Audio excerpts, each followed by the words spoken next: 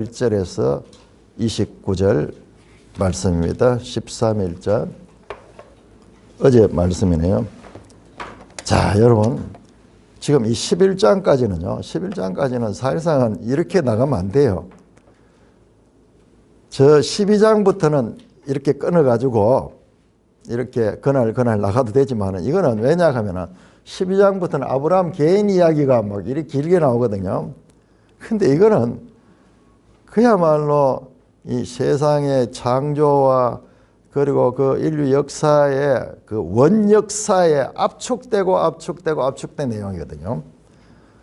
그래서 이 내용들은 제가 이 말씀을 하나하나 연구하는데 너무 시간이 부족한 거예요. 쫓기는 거예요. 자,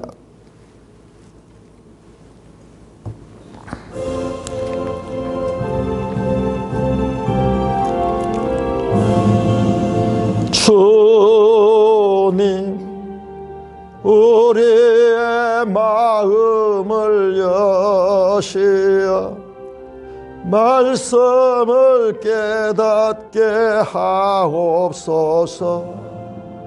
아멘. 하나님의 말씀은 창세기 9장 18절에서 29절입니다. 이 본문은 참 어려운 본문이에요. 그리고 홍수 기사가 이제 끝나고 나자 탁 등장하는데 이게 없었으면 차라리 좋았겠는데 이게 왜 여기 있는가. 자, 창세기 9장 18절 방주에서 나온 노아의 아들들은 셈과 함과 야벳이며 함은 가나안의 아버지라. 노아의 이 세 아들로부터 사람들이 온 땅에 퍼지니라. 노아가 농사를 시작하여 포도나무를 심었더니 포도주를 마시고 취하여 그 장막 안에서 벌거벗으니라.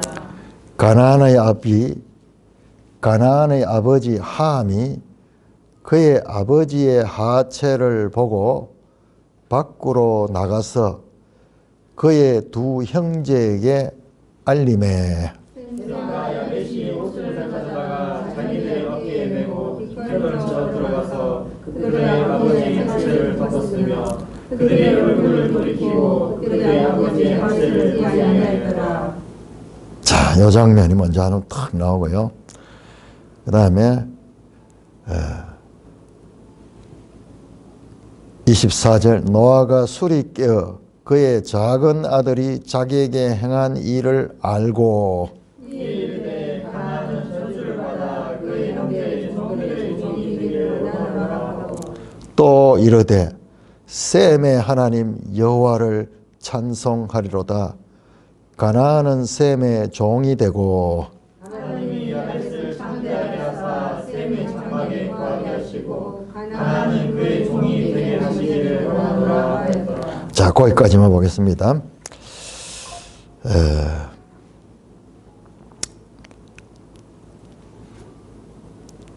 이제 9장 17절까지가 홍수 시대의 이야기죠. 홍수 시대 이야기. 자, 여러분, 노아 홍수 이야기는 오늘 본문에 나오는 18절에 나오는 노아의 아들 셈과 함과 야벳 요 이야기, 이 18절 9장 18절 이야기와 자, 저 6장 한 곳에 6장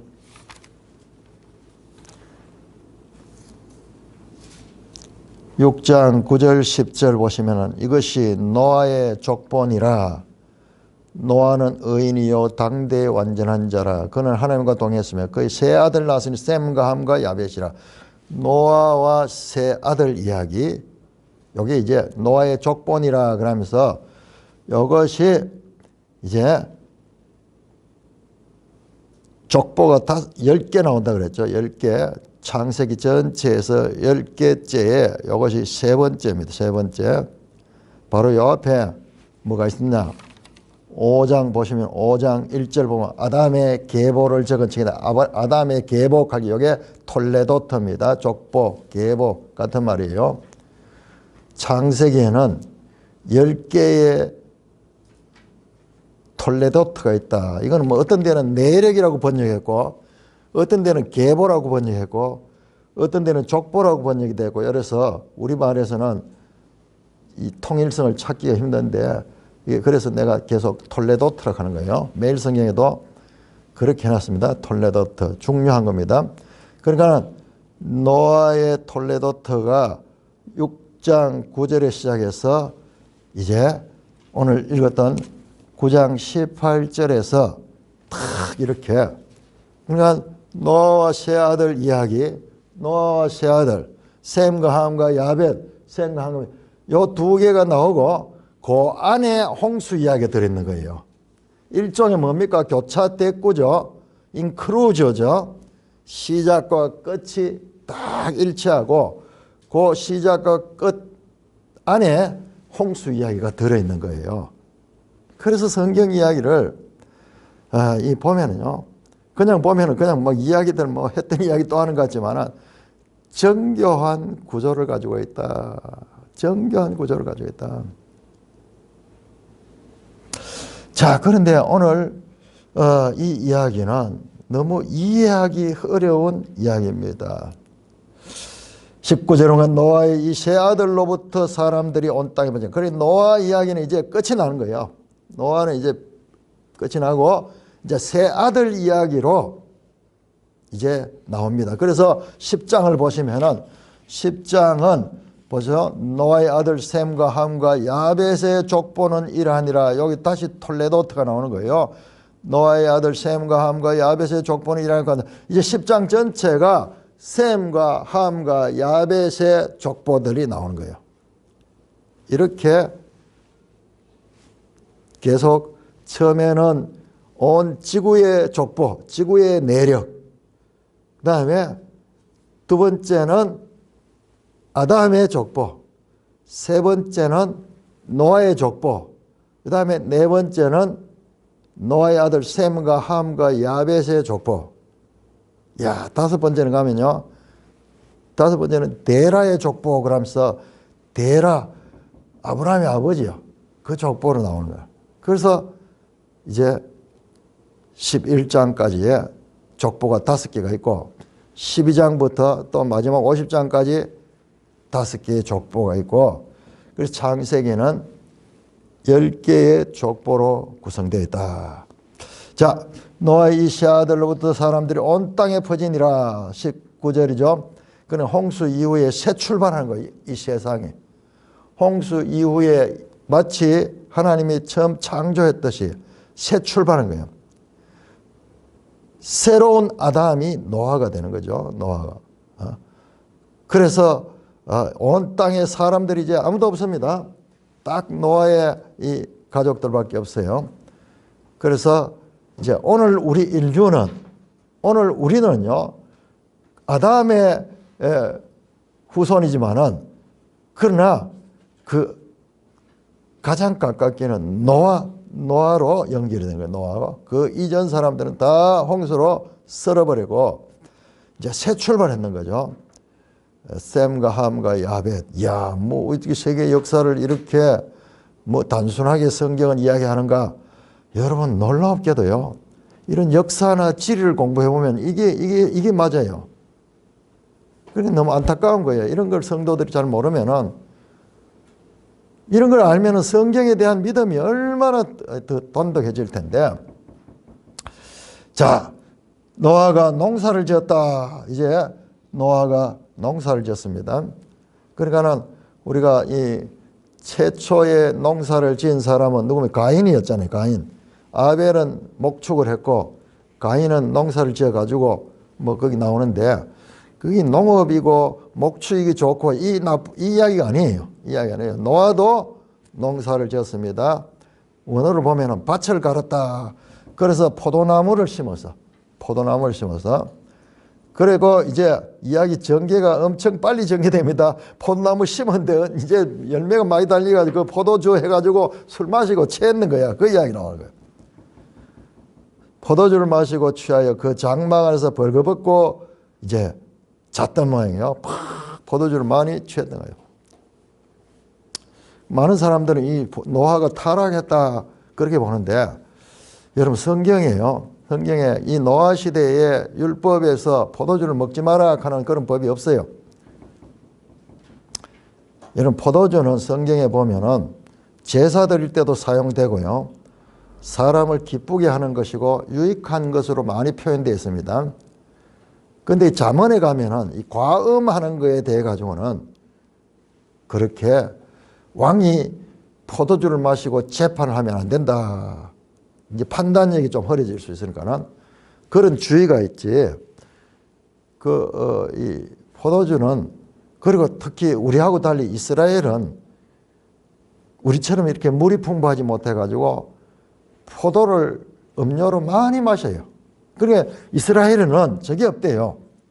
음주운전 측정이 없대요. 음주운전 측정이. 또 희한하죠. 근데 이스라엘의 포도가 얼마나 단지, 이런 포도는 땅에 물이 많이 없어야지 열매가 맛있는 거예요. 우리도 보면 가뭄해의 포도나무의 열매를 가장 가치 있게 치는 거예요. 자, 그래서 이거를 뭐 술 취했다고 도덕적으로 우리가 막 노아를 비난하고 그건 아니에요. 성경에 아직 그런 그 평가가 없었습니다. 이 자체에서도 그런 이야기하지 않습니다. 그래서 술 먹고 이제 막 잠이 드는데 벌거벗고 잤던 모양이에요. 자, 벌거벗었다 하는 이야기는 나올 적에는요, 우리가 창세기 3장에 벌거벗은 것과 연결해서 봐야 돼요. 자, 인류가 죄를 범하기 전에는 2장 25절 벌거벗었으나 부끄러워하지 않았다 그런데 3장에 죄를 짓고 난 다음에 벌거벗었으므로 수치심을 느끼고 치마를 입고 막 이렇게 하는 내용이 나오죠. 자, 그래서 이 노아가 이 벌거벗고 잤습니다. 그런데 여러분 여기는 묘하게도 여러분 18절에 하면 18절에 여기 성경을 어떻게 보면 성경의 묘미가 이런 거예요. 셈과 함과 야벳 노아의 아들 나왔죠. 그런데 함에 대해서는 다시 한번 설명합니다. 셈과 함과 야벳이며 함은 가나안의 아버지라. 야, 이런 게 딱 이게 복선이에요. 복선. 영화 같은 거 할 때 보면은 이런 기법을 많이 씁니다.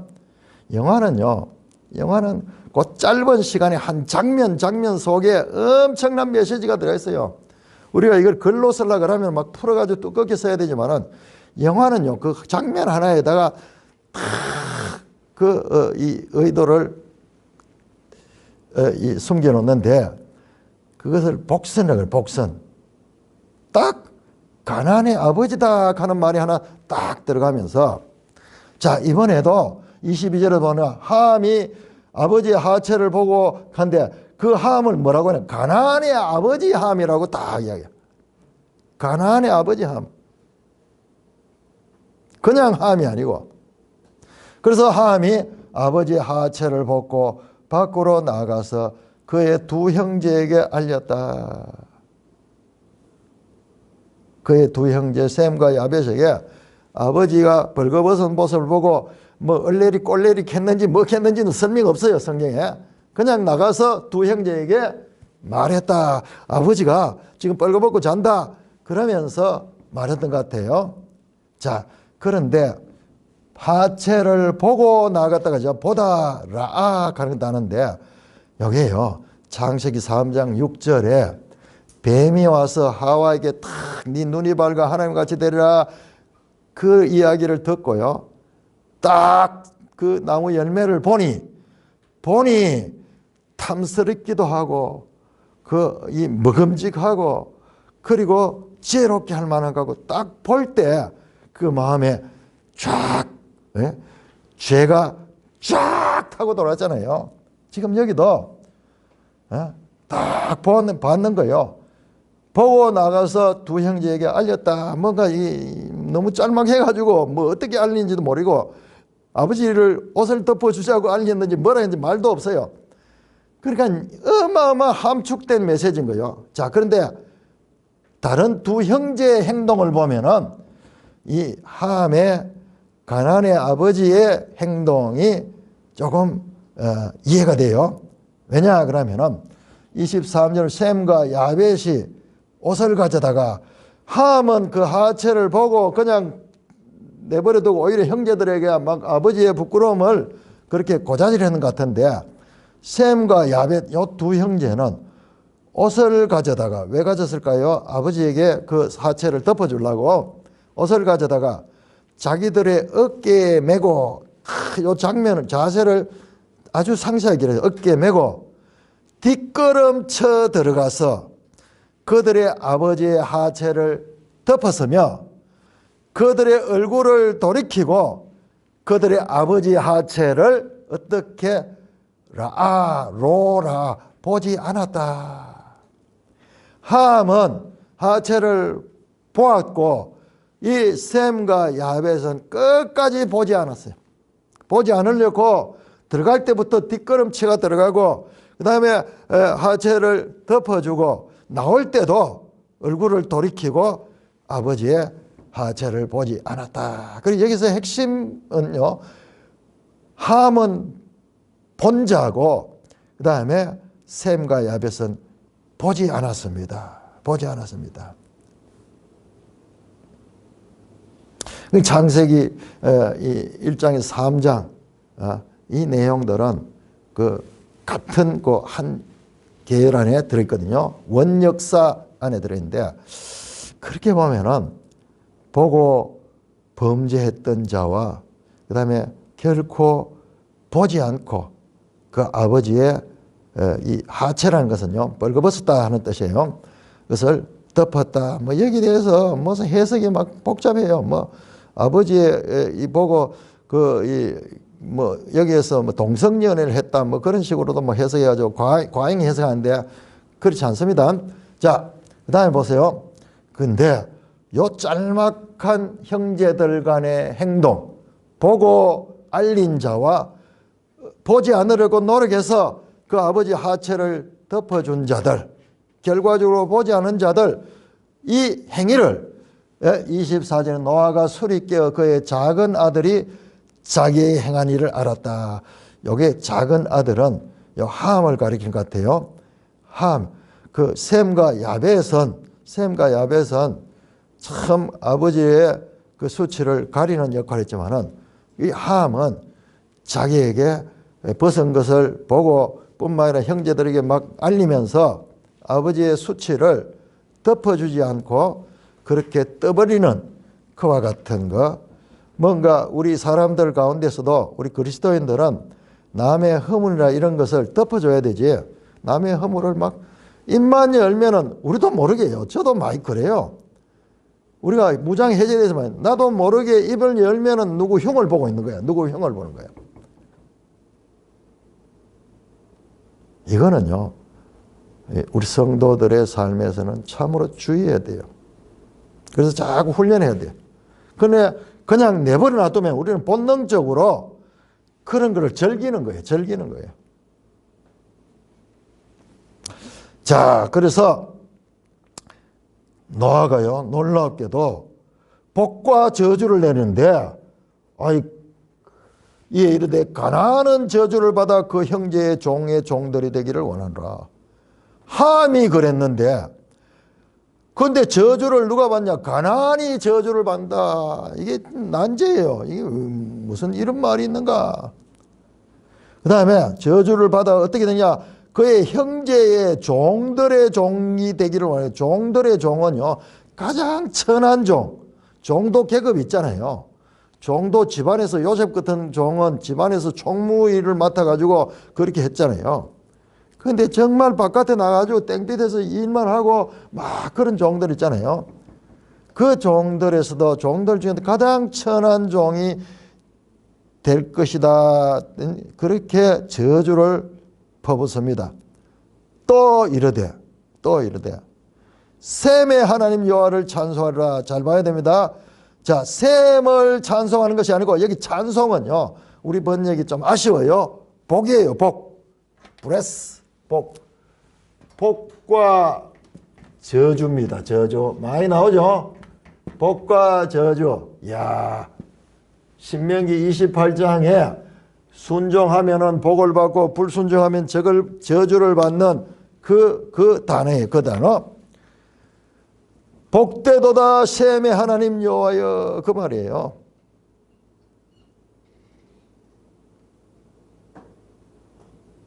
가나안은 셈의 종이 된다. 하나님이 셈의 하나님인 복된 그 셈의 하나님, 셈의 하나님 여호와를 찬송하리라. 아주 의역했는데 잘했어요. 잘했습니다. 자, 하나님을 찬송합니다. 셈을 찬송하는 것이 아니고 셈을 복겠다는 게 하나님이 복되고 하나님을 찬송하는 거예요. 그 다음에 가나안은 저주를 받아가지고 셈의 종이 되고, 가나안은 셈의 종이 된다. 27절에 하나님이 야벳을 창대하게 하사 셈의 장막에 거하게 하시고, 자, 누가? 하나님이 야벳을 창대하게 하사 셈의 장막에 거하게 하시고 가나안은 그의 종이 되게 하시기를 원하노라.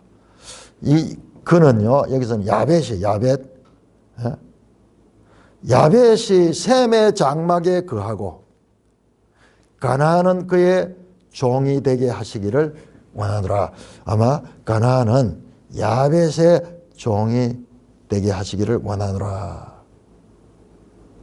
그러면서 노아가 이와 같이 복과 저주를 자기 후손에게 하는데, 가나안 셈은 복받는 자가 되고, 그 다음에 가나안은 저주를 받고, 그래서 가나안은 셈의 종이 되고 야벳의 종이 되게 하시기를 원하노라 하면서 복과 저주를 선포합니다. 그래서 오늘 여기 장면을 자세히 보시면 함은 독자적으로 행동하고 있고 셈과 야벳은 같이 아버지의 부끄러움을 덮을 때도 같이 행동했고, 그 다음에 저주는 누가 받느냐? 가나안이 함의 아들입니다. 아들. 자, 여러분 보세요. 10장 6절을 보세요. 10장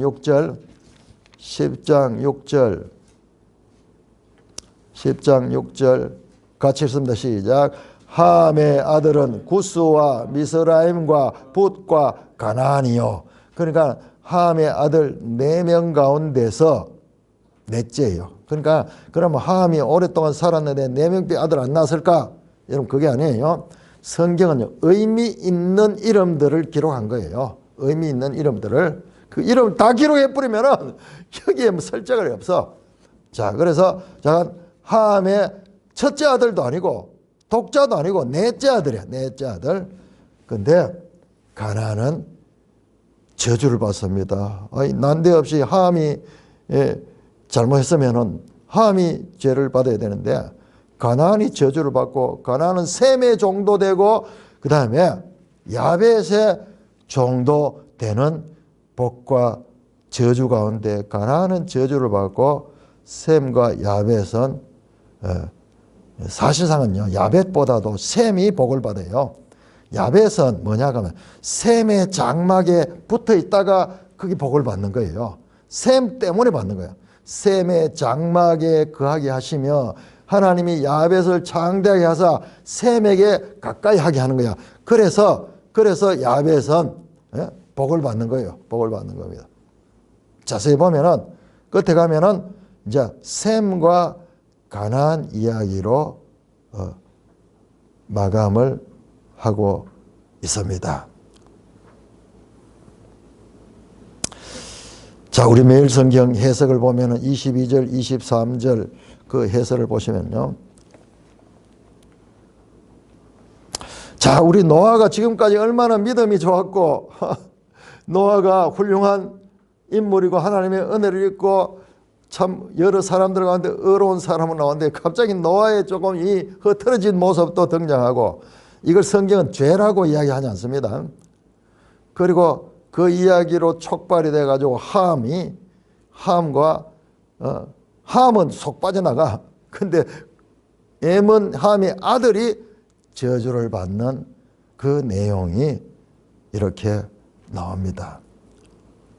그래서 이 행동, 이 작은 아버지가 벌거벗은 것을 그냥 보고 딴 사람한테 이야기했던 그 아들, 그 다음에 보지 않고 그것을 덮어준 두 아들, 이 때문에 가나안은 저주를 받고 그 다음에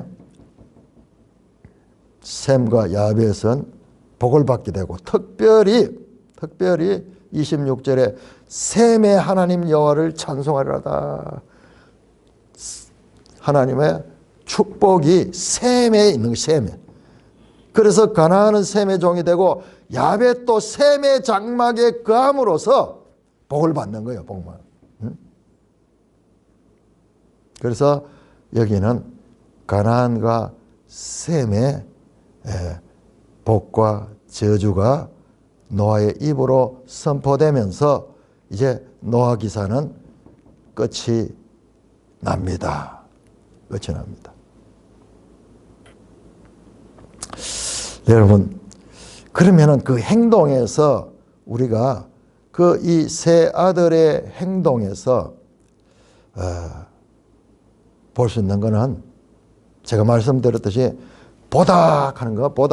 하나는 보고 그 본 것을 딴 사람에게 퍼뜨리고, 하나는 끝까지 스스로도 보지 않고 다른 사람에게도 말하지 않고 덮어주는 그와 같은 것을 말씀합니다. 자, 그래서 우리 매일성의 해설을 한번 보겠습니다. 24절에서 27절의 해설. 함은 수치를 드러냈지만 셈과 야벳은 허물을 덮었습니다. 성경은 이 작은 채도의 차이가 미래 세대의 복과 저주로 이어졌음을 보여줍니다. 우리의 삶도 다르지 않습니다. 직장, 교회, 가정, SNS와 대화 속에서 우리는 쉽게 타인의 약점을 드러내고 평가하려 합니다. 그러나 하나님은 정죄보다 회복을 기뻐하시며 흉보고 말을 옮기는 자리보다 사랑으로 덮고 기도하는 자리를 귀하게 여기십니다. 하나님의 복은 덮어주는 사랑에서 흘러나옵니다. 예수 그리스도께서 우리의 수치를 십자가로 덮으셨듯이 타인을 보호하고 살리는 삶이 복이 됩니다. 타인에게 너그러울 때 하나님도 우리를 너그럽게 대하십니다. 참 아주 멋진 이 해설을 붙이고 교훈을 주는 해석인데, 그러나 이 해석은 교훈적인, 도덕적인, 윤리적인, 교훈적인 해석이고, 이게 이 성경에서 말씀하고자 하는 구속사적인 해석이 되지를 못합니다. 자, 여러분 다시 한번 1장에 11장을 자세히 보시면요, 1장에 11장에 나오는 사람들의 죄, 이거는요 명확하지 않아요. 여러분 4장에 나오는 가인의 제물과 이 아벨의 제물, 가인과 그 제물은 받지 않고 아벨과 그 제물은 받았다. 이게요 여러 가지 해석이 있지만은 그 차이가 뭔가 하는 거 명확하지 않아요. 명확하지 않습니다, 성경에. 그래서 온갖 학자들의 이야기들이 있어요. 이야기들이 있는데, 어떤 거는 이제 양을 잡았으니까 양은 생명이고, 그 다음에 가인은 농사지 가지고 들었으니까 그건 땅에서 난 거고, 뭐 이런 여러 가지 있는데, 그러나 명확하게 어떤 해석도 100% 맞는 것은 없어요. 성경 자체가 애매하게 해놨어요. 애매하게. 자, 그런 게 계속 나옵니다. 창세기 6장에서 하나님의 아들들과 사람의 딸들이 서로 막 결합해가지고 그렇게 온 땅에 악이 가득했다 그러는데, 심지어 하나님의 아들들이 누구고 사람의 딸들이 누군가, 그것도 우리 매일성경에 나오죠. 세 개의 큰 학설이 있고요. 여러 해석들이 있습니다. 명확하지 않아요. 명확하지 않습니다. 자, 오늘 있어가지고도 함의 죄와 함이 도대체 무슨 죄를 지기, 그거 받는 게 그게 뭐 대수라고, 그리고 셈과 야벳은 그걸 보지 않았는 이걸 가지고 무슨 그렇게 또한 큰 저주를 주고 그 다음에 축복을 해주는가. 이거 보면 노아가 조금 뭐 잘못된 게 아닌가 이렇게 생각할 수 있을 정도로 그 행위에 대해 가지고 과도한 어떤 그 징계가 있지 않은가 하는 생각을 할 수도 있습니다. 자, 그런데 여러분들 가운데서 혹시 이 가나안 이 부분에 관한 어떤 생각이 있으시면 한번 이 시간 한번 말씀해 보시면, 왜 이럴까? 왜 뭐 잘못했다면은 뭐 아버지도 잘했는지 잘못했는지도 그렇게 뭐 명확하게 드러나지 않지만은, 잘못했다면은 아버지가 잘못했는데 왜 저주는 가나안이 받는가? 참 난제예요. 난제입니다.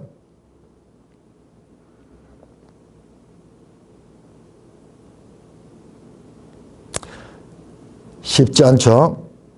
자, 여러분, 제가 처음에 시작할 때 말씀드렸죠. 18절에 셈과 함과 야벳 노아의 세 아들 나왔죠. 그런데 따로 함은 가나안의 아버지다. 그 다음에 계속 22절도 가나안의 아버지 함, 계속 가나안을 지금 들고 나옵니다. 그 다음에 28절도 가나안이 저주를 받고, 26절에도 가나안이 셈의 종이 되고, 그 다음에 27절에도 가나안은 그의 종이 된다. 가나안 이야기가 이어집니다. 여러분, 아까 잠깐 봤죠? 10장으로 넘어갔고요. 10장 6절에도 보니까는 함의 아들은 구스와 미스라임과 붓과 가나안이고, 자, 여러분 15절 가나안은 장자 시돈과 헷을 낳고, 또 누구? 여부수 족속과 아모리 족속과 기르가스 족속과 히위 족속과 일가 족속과 신 족속과 아르왓 족속과 스말 족속과 하맛 족속, 이후로도 가나안 자손이 족속이 흩었다. 가나안의 경계는 가나안 이야기 나오죠. 자, 12장 넘어가 볼까요? 12장. 여러분, 아브라함이 들어간 땅이 어디예요? 아브라함이 들어간 땅이 12장 5절 마침내 12장 5절 같이 읽읍시다. 12장 5절 시작. 아브라함이 그의 아내 사레와 조카 롯과 하란에서 모은 모든 소유와 얻은 사람들을 이끌고 가나안 땅으로 가려고 떠나서 마침내 가나안 땅에 들어갔더라. 아브라함이 그 땅을 지나 세겜 땅 모래 상수리 나오니 그때에 가나안 사람이 그 땅에 거주하였다. 11장 31절에 아브라함이 아내 사레를 데리고 갈대인의 우르를 떠나 어디로? 가나안 땅으로 가고자 하더라.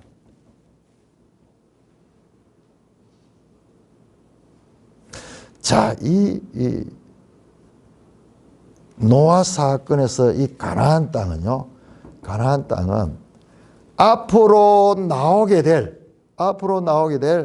이 가나안에 대한 하나의 그 암시적인 그 표현이에요. 암시적인 표현이에요. 여러분, 좀 더 크게 생각해 볼까요?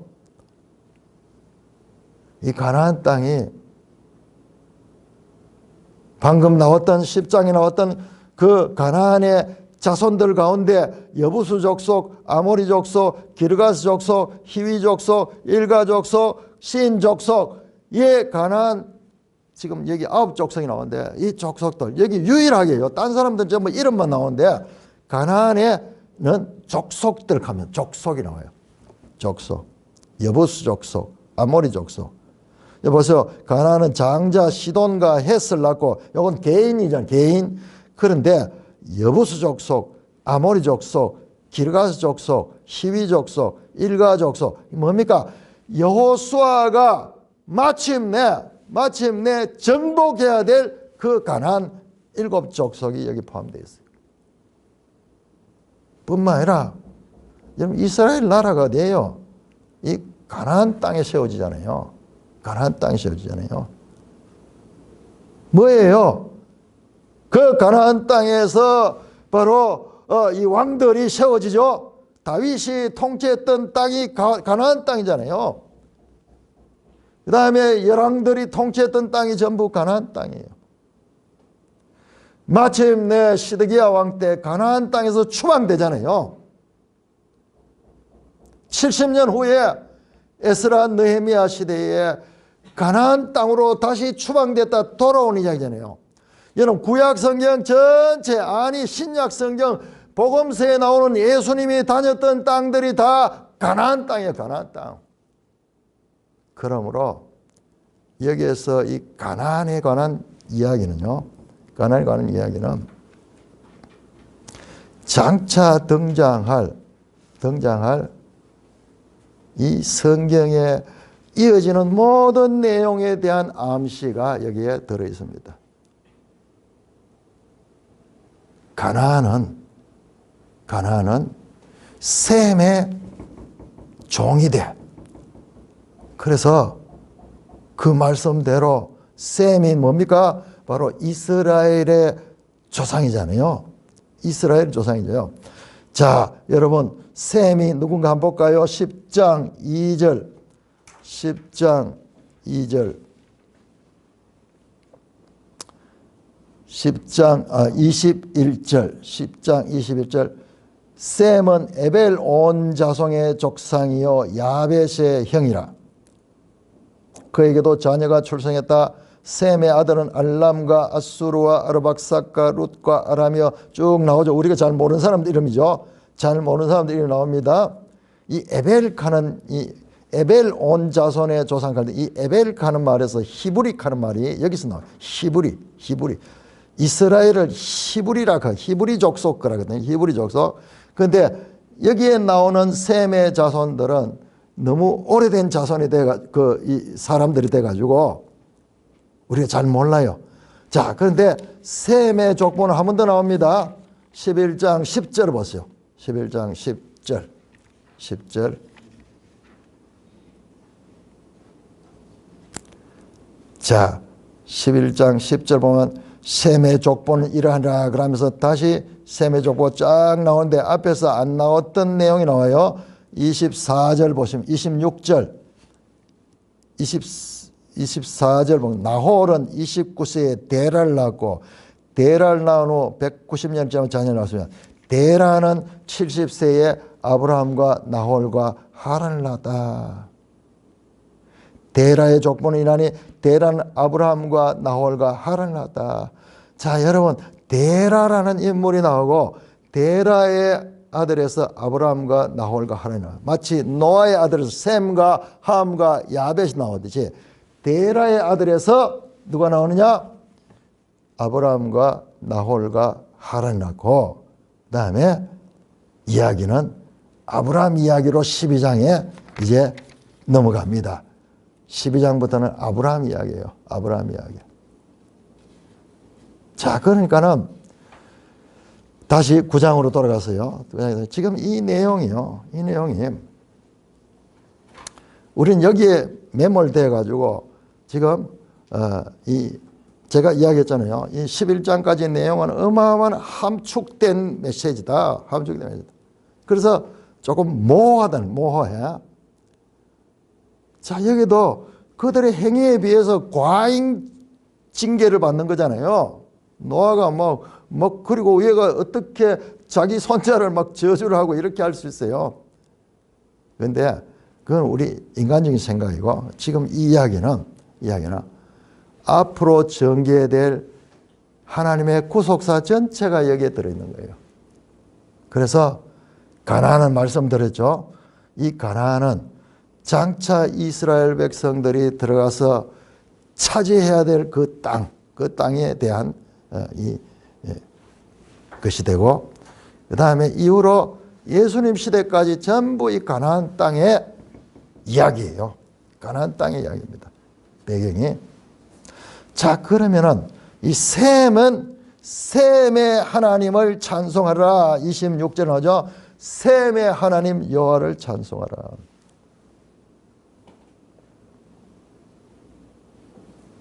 그리고 가나안은 셈의 종이 되고, 하나님이 야벳을 창대하고, 그 다음에 야벳이 셈의 장막에서 거함으로써 야벳이 복을 받는 거예요.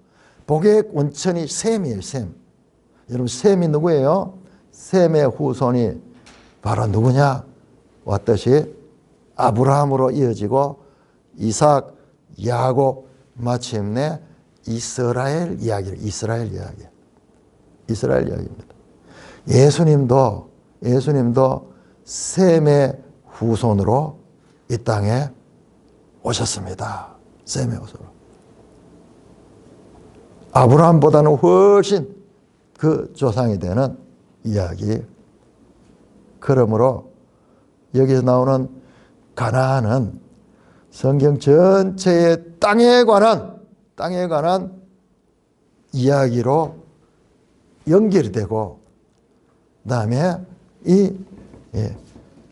하나님은 누구? 셈의 하나님 여호와예요.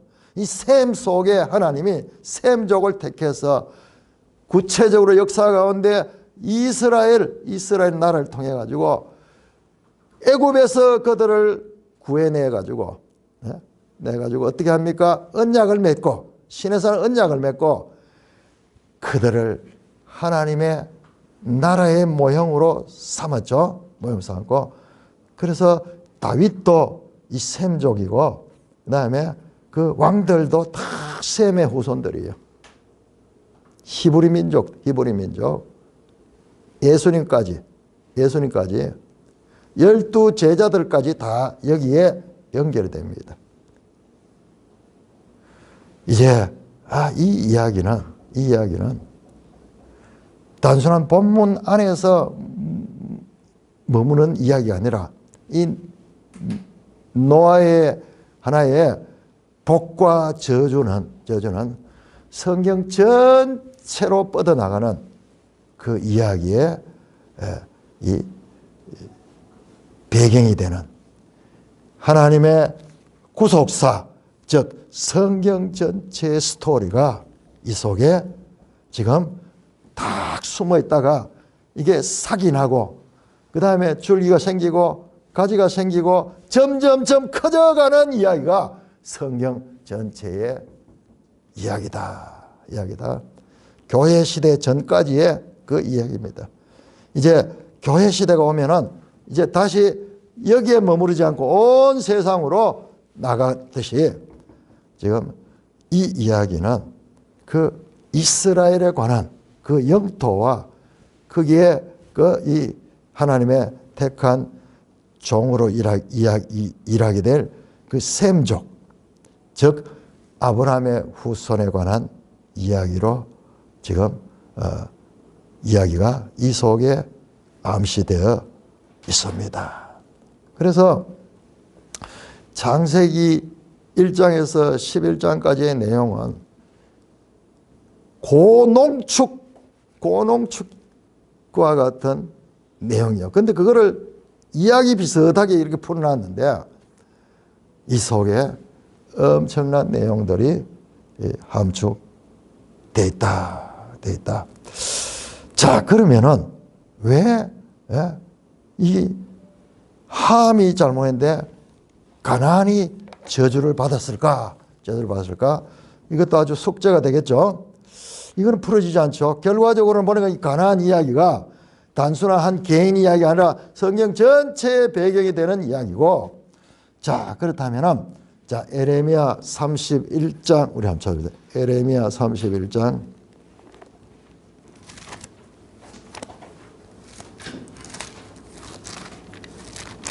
자, 아버지가 잘못했는데 왜 아들이 이렇게 이 벌을 받게 되는가, 저주를 받게 되는가? 여러분, 이 이야기를 성경에서 여러 번 하죠. 여러 번 합니다.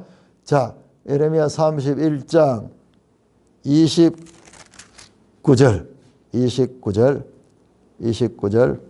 같이 읽습니다. 시작. 그때 그들이 말하기를 다시는 아버지가 신 포도를 먹었으므로 아들의 이가 시다 하지 아니하겠고 신 포도를 먹는 자마다 그의 이가 신 것 같이 누구나 자기 죄악으로 말미암아 죽으리라.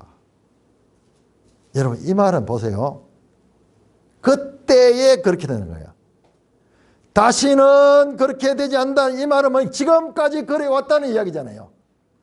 지금까지는 그래왔지만은 그때에 이르러서, 그때가 언제인지 아세요? 그때가 31절 보세요. 여호와의 말씀이니라. 보라, 날이 이르니 내가 이스라엘 집과 유다 집에 맺을 새 언약이 이것이라. 이 언약은 내가 그들의 조상과 맺지 않고, 바로 이 새 언약의 때, 새 언약의 때를 가리키는 거예요. 새 언약의 때야.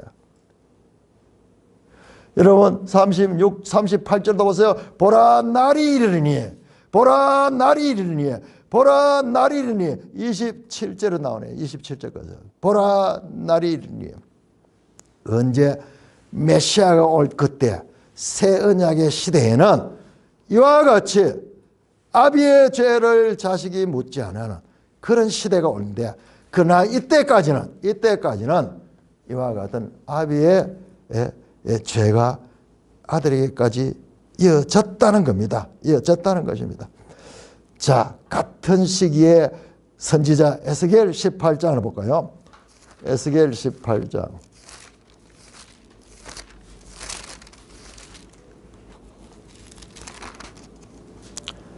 에스겔 18장 2절 똑같은 말이 나옵니다. 똑같은 말입니다. 18장 2절 같이 읽습니다. 시작. 너희가 이스라엘 땅에 관한 속담에 이르기를 아버지가 신 포도를 먹었으므로 그의 아들의 이가 시다고 함이 어찌 됨이냐. 속담에 이르기를. 그럼 속담하는 것은 계속 있어 왔기 때문에 이게 하나의 고정관념이 되는 그와 같은 거예요. 그와 같은 거예요. 계속 그렇습니다.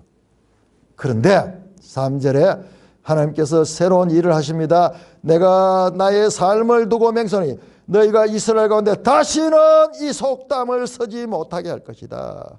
모든 영혼이 내게 속한지라. 아버지의 영혼이 내게 속한지 아들의 영혼도 내게 속하니 범죄하는 그 영혼, 자기 죄로 인하여 죽게 되는 것. 이것이 언제? 그때 다시는 이 영혼. 지금까지는 그래왔지 모르지만은, 그러나 예수 그리스도 오는 새 언약의 시대는 자기 죄는 자기가 담당하지 조상의 죄를 그 자손들이 담당하지 않는다. 여러분, 이스라엘 백성들은요, 조상의 죄를 담당했어요. 실제로 조상의 죄. 우리 구약 성경 내용을 보면은 계속 그들의 조상과 자기들의 죄도 있지만 조상들의 죄가 계속 대물려 왔습니다. 그러나 언제? 새 언약 때에는 20절 보세요. 이걸 얼마나 강하게 설명하는지. 이게 18장 전체 그 이야기예요. 자, 18장 20절 19절부터 오냐. 그런데 너희는 이게 아들이 어찌하여 아버지의 죄를 담당하지 아니하겠느냐 하는도다. 아들이 정의와 공의를 행하며 내 모든 율례를 지켜 행하시면 그는 반드시 살리노라. 범죄하는 그 영혼은 죽을지라. 아들은 아버지의 죄악을 담당하지 아니할 것이요 아버지는 아들의 죄악을 담당하지 아니하여 의인의 공의도 자기에게 돌아가 악인의 악도 자기에게다. 모든 죄는 당사자에게 돌아가는 거지 연좌제가 아닌 것은 예수님 때부터 시작이 됩니다. 예수님 때부터. 이 에스겔도 에레미야도 동일하게 같은 시대에 새 언약에 관한 하나님의 계시를 받았기 때문에 이와 같은 하나님의 이 새로운 패러다임, 죄악에 대한 새로운 패러다임. 누구든지 그를 믿는 자마다 멸망치 않고 개인 영생을 얻게 되는 그 새 언약의 때를 말씀하고 있는 것입니다. 가나안의 아버지 함이 신포도를 먹었으므로 아들 가나안이 이가 신 것처럼. 그런데요, 십계명에도 나옵니다. 그 아버지의 죄가 3, 4대는 간다고. 3, 4대는 간다. 3, 4대는. 그러나 복은 어떻게 천대까지 간다. 그렇게 말하면서 죄의 대물림. 여러분 3, 4대는 거의 고대시대 한 집에 살거든요. 그러면 그 부모를 눈으로 직접 보고 삶을 보고 영향을 받는 거예요. 그런 영향이 있고, 여기 핵심 메시지는, 이 핵심 메시지는 누가 죄를 짓고 이 문제가 아니고 하나님께서 앞으로 전개될 하나님의 구원 역사의 큰 그림, 구약 전체, 아니 신약 복음서까지 여기 들어있어요. 복음서까지. 그것을 볼 수가 있습니다.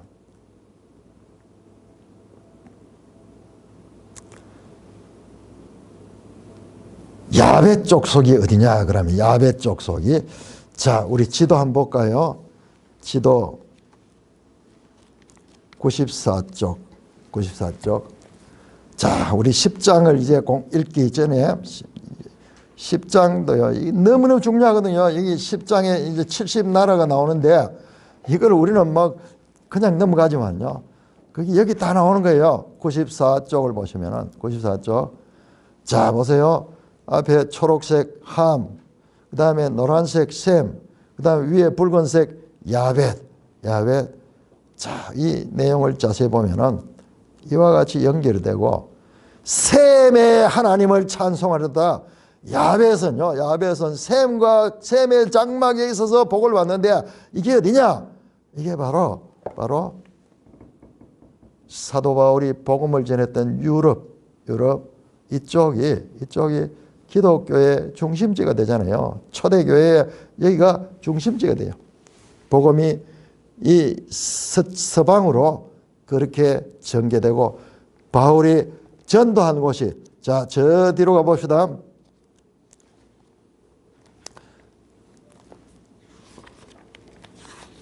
(361쪽) 지도 361쪽. 자, 바울이 예루살렘에서 출발해서 어디로 갑니까?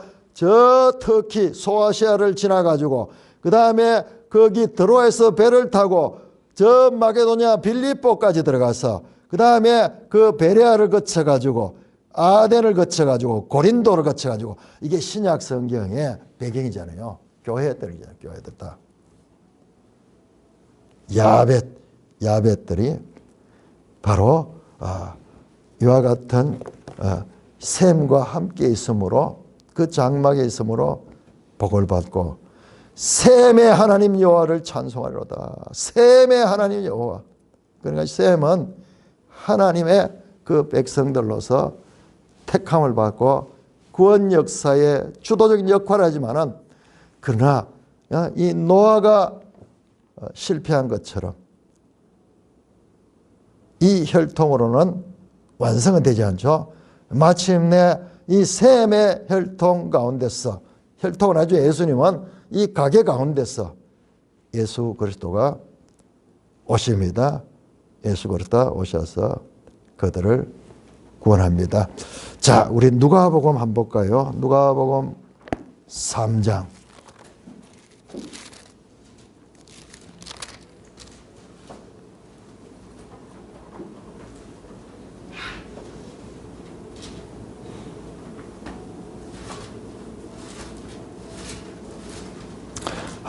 여러분 보세요. 누가복음 3장. 이 셈은요, 예수님 족보에 안 나왔어요. 마태복음에는. 자, 그런데 마태복음 아브라함부터 나왔죠. 자, 34절. 누가복음 3장 34절. 자, 여기는 마태복음 반대로 거꾸로 올라갑니다. 마태복음 위에서 아래로 내려왔죠. 자, 누가복음 족보는 밑에서 위로 올라가는데 35절, 34절부터 봅니다. 그 위는 야곱이요, 그 위는 이삭이요, 그 위는 아브라함이요, 그 위는 데라요, 그 위는 나홀이요, 그 위는 수룩이요, 그 위는 르우요, 그 위는 벨렉이요, 그 위는 헤버요, 그 위는 살라요, 그 위는 가이난이요, 그 위는 아르박사시요. 아르박사지요. 그 위는 누구냐? 셈이요. 그 위는 노아요. 그 위는 레멕이요. 그 위는 머두셀라요. 그 위는 에녹이요. 그 위는 야렛이요. 그 위는 마하랄렐이요. 그 위는 가이난이요. 그 위는 에노스요. 그 위는 셋이요. 여러분 딱 여기 펴놓고 어디로 가냐? 창세기 5장으로 돌아갑니다. 창세기 5장.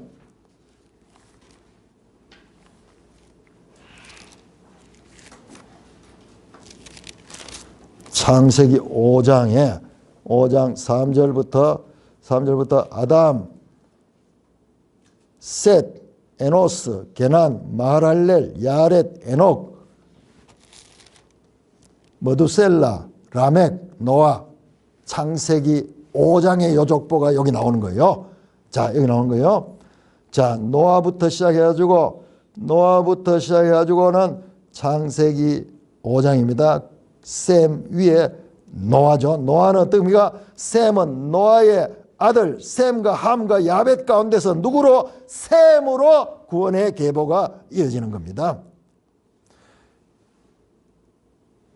38절 그 위는 가이난이요, 그 위는 에노스요, 그 위는 셋이요, 그 위는 아담이요, 그 위는 하나님이시니라. 예수님의 족보의 저 위로까지 이릅니다. 셈의 하나님. 수많은 이 땅에 사람들이 있지만은 하나님께서 셈의 가문을 통해서 구원의 역사를 이어가실 것에 대한 암시가 요 짧은 내용 속에 여기에 숨어 있는 거예요. 이것을 볼 수 있는 자는, 그러니까 우리 매일성경 해설 좋은 해설이지만은 이거는 도덕적 교훈적 해석이에요. 여기는 구속사적인 이 이야기는 참 하나님의 구원 역사를 가리키는 이야기지, 이게 어떤 도덕적 윤리적 그런 내용을 가리킨 것은 아주 그것은 비본질적인 것입니다. 나눌 말씀 있으시면은 나눠주시기 바랍니다.